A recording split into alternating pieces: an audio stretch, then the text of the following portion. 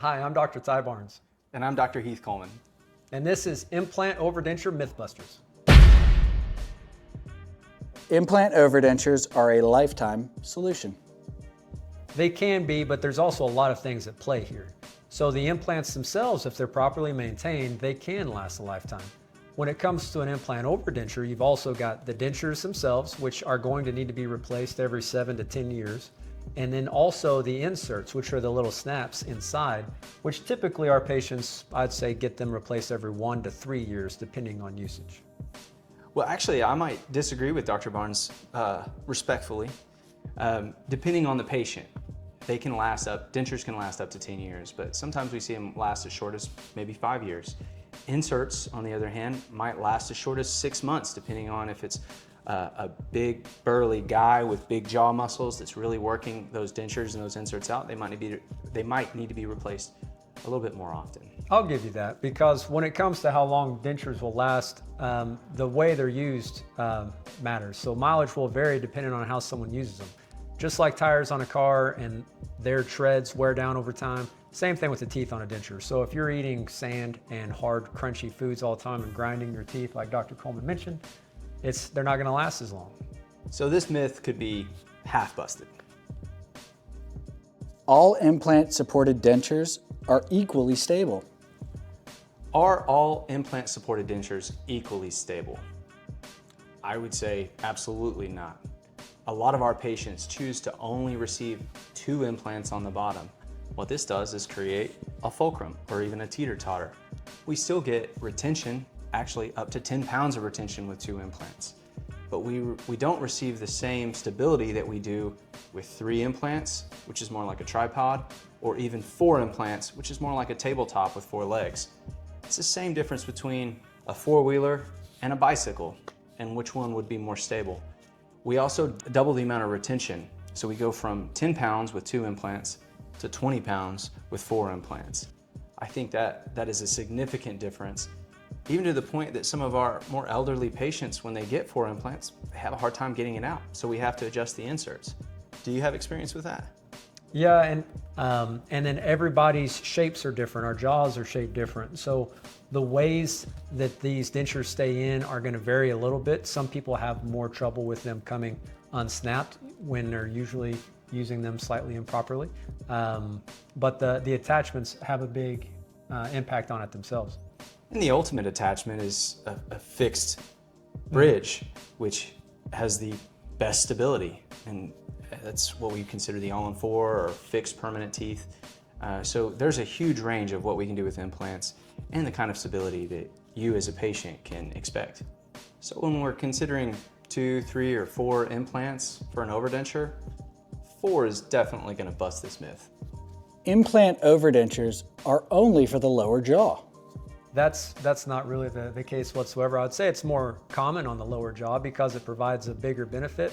Lower regular dentures, traditional dentures, float around. They don't have anything to grab hold of or stick in place. So overdentures on the lower really helps people control that denture to where they can use it. Upper overdentures are also very common because if you don't need to have suction to hold in your denture, then you don't need to have that palate on the roof of your mouth. And so you can carve out a lot of that plastic that you would have in your mouth otherwise. We have a lot of patients that wear full upper dentures, and when they move to a full upper denture, they lose a lot of taste for their food. It's because you have a lot of taste buds on the roof of your mouth. Not all of the taste buds are on your tongue. So by moving to a snap-on upper and creating more of a U shape on the denture, we can add some value to their meal times. They can taste their food better, they enjoy their meals better, and overall, there's just a lot less plastic in their mouth. So are implant overdentures only for the lower jaw? No, not at all. This myth is busted. The implant overdenture procedure is extremely painful. A lot of our patients ask if getting implants for their overdentures while they're having extractions is very painful.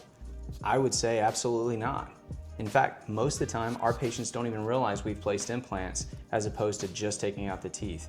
In fact, they don't even realize we're done. I agree. When it comes to putting in implants at the time of extractions, the implants provide no additional pain, discomfort, or anything from what you would feel otherwise with just the extractions themselves. A lot of our patients think that our implants might impinge a nerve, causing extreme pain. We use a lot of very expensive technology to make sure we avoid that altogether.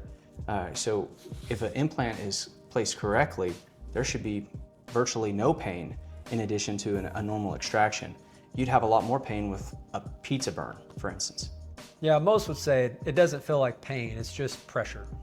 So with that, we can consider this myth busted. Implant overdentures are too expensive. Are implant overdentures too expensive? Well, they can be. So when it comes to the price of any of this stuff, where you go matters, the providers you use matter. Higher volume practices tend to have much lower supply costs and typically pass that along to their patients. So when it comes to the cost of an implant overdenture, you really want to look for somewhere with an in-house lab that places their own implants. And with that, you're usually going to come across with having the best price. I think the misconception is that the higher the price, the better service, right? That's what we all always assume. If something's expensive, it must be good. In dentistry, sometimes it's the exact opposite. The higher the price means they don't do it very often, and they're trying to cover their margin for error. Any complications that might come up that they're not really prepared for, they're gonna have to have that extra margin to cover. Most of your providers that provide implants fairly regularly actually have more affordable pricing. And another way is 20 years ago, implant procedures were much more costly and there weren't very many solutions. These days, there have been a lot of third-party providers that have come out to help with financing to make what seems like big tickets into simple monthly payments. So if you're having a lot of problems when you're eating, with your chewing, if you're laughing and your lower denture keeps coming out, this is actually a huge value. It really depends on where your priorities are at. These can last a lifetime. So when you're talking about a small monthly payment to help you chew, to help you smile with confidence, to help you get that new job, I think it's fairly affordable. And implants used for an implant overdenture are an investment. Patients ask all the time, well, when I have to get new teeth, I'm gonna have to go through the procedure again. No, that's not the case. We use the same implants over and over. We will just make the new teeth to go on top of them. So investing in implant overdentures early means that you'll have them for longer and get to use them for much, much longer periods. So while one person may see the value in dental implants and somebody else might think it's too expensive, we think this myth is busted. You can't get overdentures if you have a history of gum disease. A lot of patients wonder if they can get implant overdentures if they have a history of gum disease. Gum disease, otherwise referred to as periodontitis. This is a type of bone loss that occurs because of a specific type of bacteria. That's important because when we take out the teeth and we remove the infection, we remove that bacteria. 90% of the time, we don't see that same bone loss on the implants that we see on the teeth. Do you agree? Yes, I do agree. Once the teeth are gone, it's basically a clean slate. So as long as you take care of those new implants and maintain them, they can stay as healthy as they would be with anybody else. I would say, however, that they'll always be prone to redeveloping a periodontitis around those implants. Periimplantitis is what it's called, if they're not maintained. But now with implants on the overdenture, you just have these little buttons to keep clean and brush, and it's very easy to maintain. So those of you that may think you're not an implant candidate because you've had gum disease in the past, you can consider this myth busted. If you have bone loss, you can't get implant overdentures. If you've had bone loss and think that you can't have implant overdentures, that's typically not really the case. The vast majority of people are almost always a candidate on their lower jaw for dental implants. I have very few patients that come in and don't have enough bone to get it down there. On the upper jaw, it's even less common because we can always do bone grafting procedures like sinus lifts to give you the jawbone to place the implants in. I think there's always a solution, even if we have minimal bone, to give patients overdentures.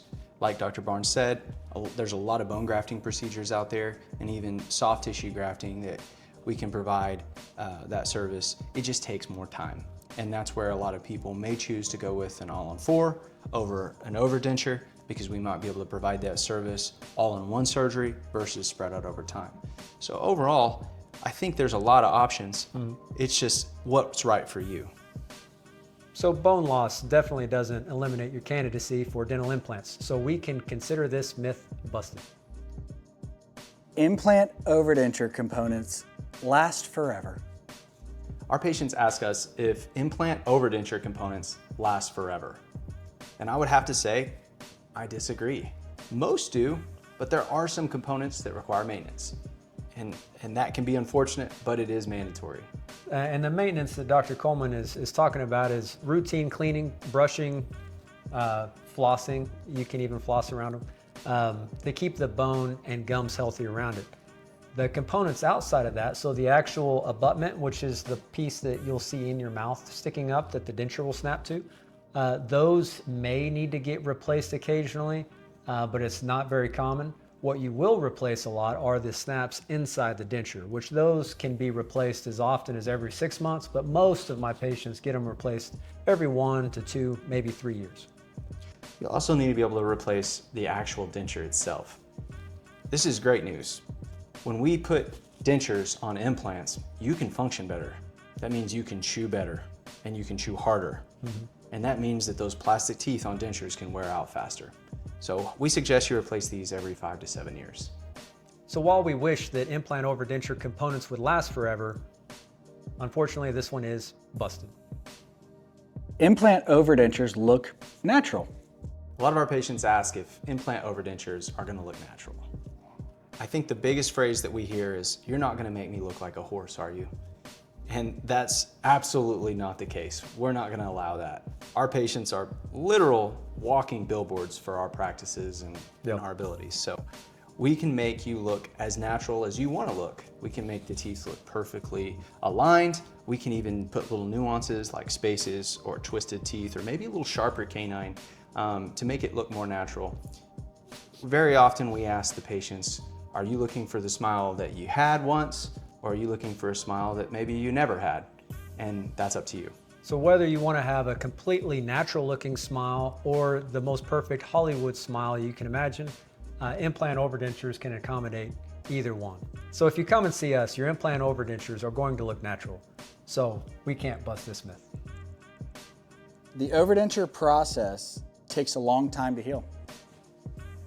Does the overdenture process take a long time to heal? We have a specific protocol in our practices that we follow, and there's a lot of variation among other practices that we've seen. We like to put people on a 4-month healing period before we lock in their snaps. Do you do any different? No, 4 months is a great period of time to allow those implants to heal and integrate. The question that comes up sometimes that complicates that is if you've had a bunch of extractions at the same time. If that's the case, then oftentimes the implants are healed and ready to go, but the rest of your gums and jaws just haven't finished healing from the extraction process yet. And so to have that ultimate good fit, we may have to extend the time until we click onto them up to maybe 6 or even 8 months, depending on, because ultimately we want that fit that's gonna be the best for the longest. A lot of our patients ask the obvious question, do I go home with teeth? Am I gonna go 4 to 7 months without teeth? You'll always have teeth. We send you home teeth the day after surgery, and you'll have those teeth refitted every few weeks throughout this period. It's just we don't get to use the implants right away. And then also, what do you mean by healing process? A lot of patients, when they ask me that, they're asking really, how long am I gonna hurt? Generally, that's usually a few days, and that's just getting accustomed to everything. After that, it just becomes part of the daily, part of your daily routine. Minor discomfort here and there with adjustments where something may be rubbing. But overall, it's not a big, long, painful process. So if you're talking about healing or pain, it's a very short amount of time. If we're talking about when you get your final prosthesis, that's about 4 months. And a lot of that depends on you and whether you think that's a long time or not. So on this one, you tell us, did we bust this myth or not?